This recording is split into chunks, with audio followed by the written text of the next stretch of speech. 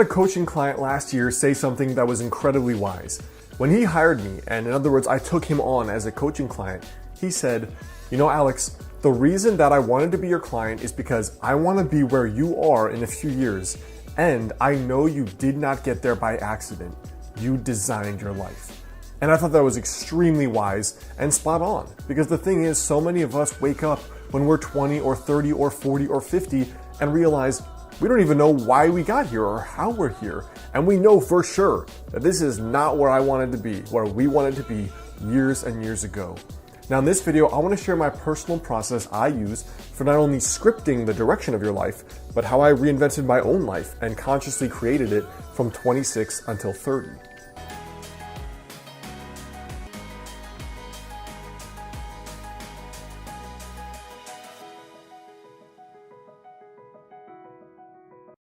What's up guys, Alex Hine here, author of the book Master the Day. Now in my own life here, really I think that designing your life and making it go forward in the direction you want it to go forward has three parts. And the very first part is the design, the second part is the habits you use or you do on a daily basis, and the third is the follow through or the follow up. In other words, how do you actually stay on track when you get off track? Because half of the game of goal achievement is purely when you get punched in the face, what are you going to do differently to get back up and get back in the fight? Now for me, the first thing is vision. It's basically the design. You know, if you just sit down for a day, you pour a coffee, you get out a piece of paper and you write down what would be the coolest thing that could happen over the next 5 years in my life. If you just do that, you are already ahead of 99% of humanity who show up with no game plan, no vision for the future, no clue what they would like to create besides, you know, I would like more money, or I'd like that girl or that guy, or I'd like a nicer car. There's almost no consciousness or conscious energy given to thinking about what do I want to build in the future? Like what consciously and concretely do I want to improve?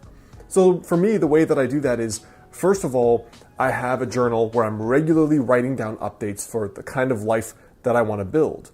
You know, it starts with the vision, which makes me think of the fact that the skyscrapers of New York started with a picture in somebody's head. And so did spaceships. And so did curing a difficult disease. And so when I think of it like that, I always make sure I'm consciously creating, even if it is just in my thoughts, even if it's just up there, both in print journals and in a document that I call 5 years from today. So the three things that I use for my yearly envisioning are, one, the yearly envisioning process I've talked about here, which is basically at the start of each year, I write down what is the coolest thing that could happen this year. Like perfect year, no limitations, no just be realistic, but like what would be the coolest thing that could happen? I put it on one piece of paper that's always on my desk every single day, and I review it twice per day. Now from there, that yearly document also has my daily habits, the unique projects I'm working on in each quarter of the year, as well as the things I know that I need to work on to get better, basically, to improve myself. The second thing is the pocket journal I carry around.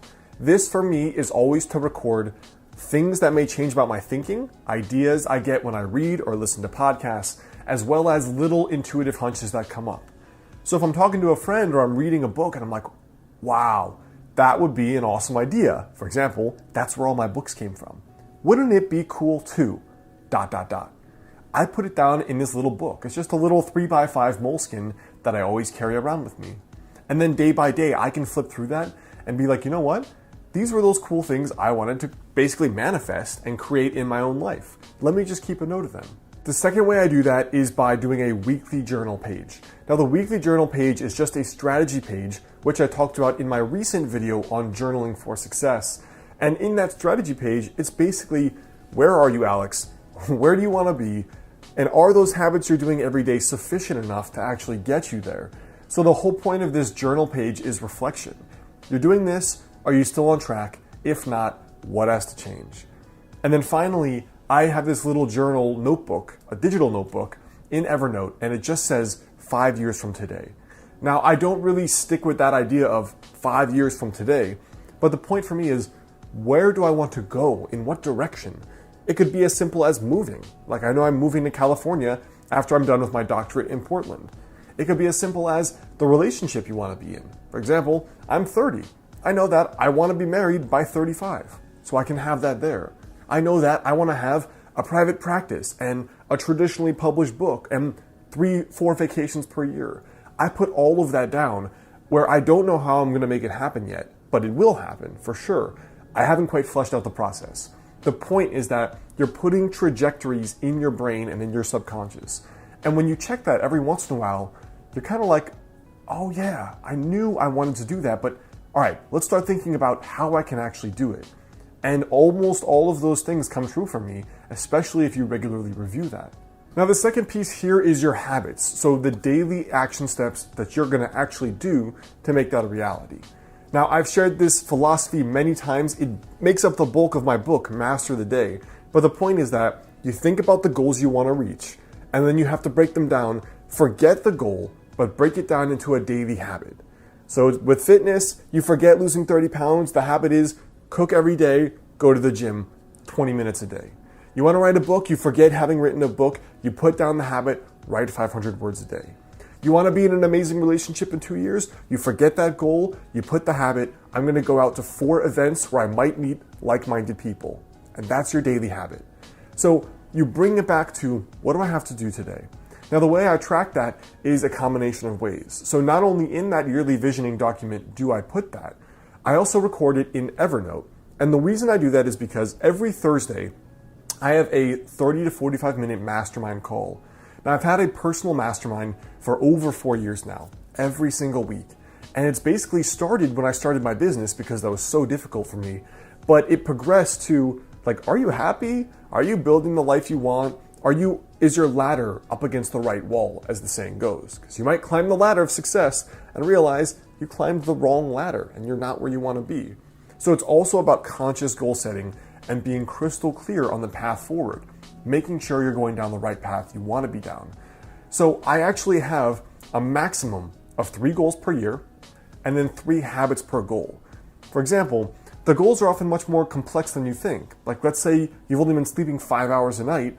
Well, your daily ritual may have to be, I'm going to disconnect from the computer at 11, I'm not going to have coffee after 5, and I'm not going to stress myself out with homework or with work after a certain time.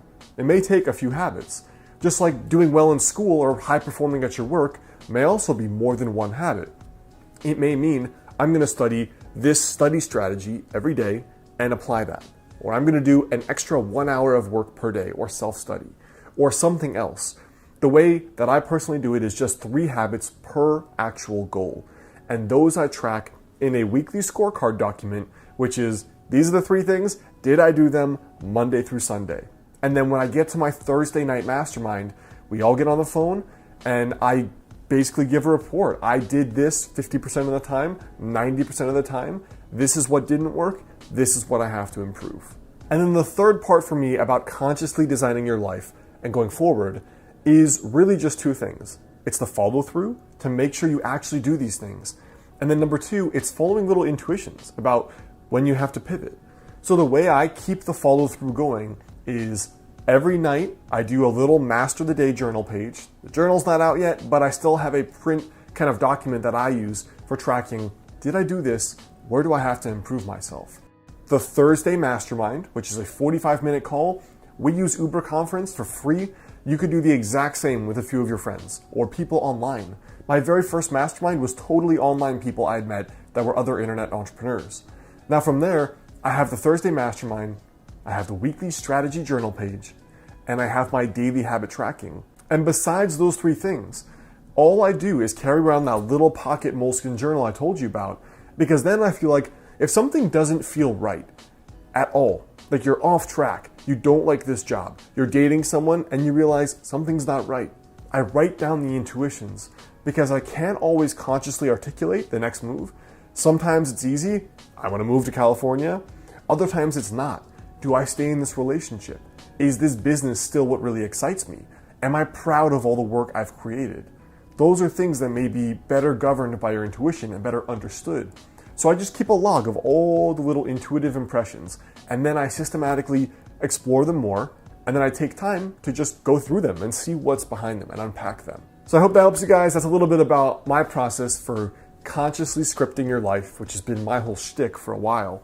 And that's really the thing that made the biggest difference for me going from 24 or 25 where I had done nothing impressive with my life, very average student, hadn't done much besides traveled, to now really contributing and producing a lot and having had a productive life the last 5 or so years. Now, before you go, I want you to leave a comment there below.